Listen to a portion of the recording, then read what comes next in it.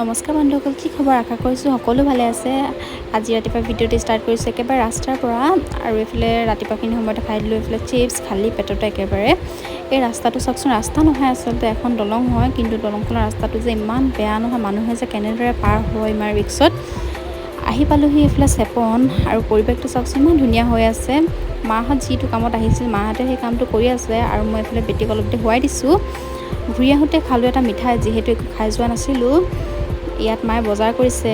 এই বজাৰখনৰ নাম আচলতে ৰঙালাও বজাৰ। ৰঙালাও বজাৰ বুলি এইকাৰণে কয় কাৰণ ইয়াত বহুত ৰঙালাও পোৱা যায়, সেইবাবে। ৰাতিপুৱাখিনি সময়ত দেখিছিলে নহয়, বতৰটো ইমান ধুনীয়া কৰিছিলে, আৰু পিছবেলাখিনি সময়ত চাওক ৰ'দ, কি যে হ'ব। আৰু ভাবিছোঁ কি আজি নখকেইটা অকণমান চফা কৰি দিওঁ বুলি। সন্ধিয়াখিনি সময়ত খালোঁ এটা কেক আৰু এটা ৰিয়েল জুচ। ৰাতি ভাত সাজত আছিলে ভাত, ভোলৰ ভাজি চানাৰ লগত, মৰিচা শাক, নেমু, আচাৰ, দাইল, এনেদৰে। আজিলৈ তেন্তে আহিছোঁ, বাই বাই।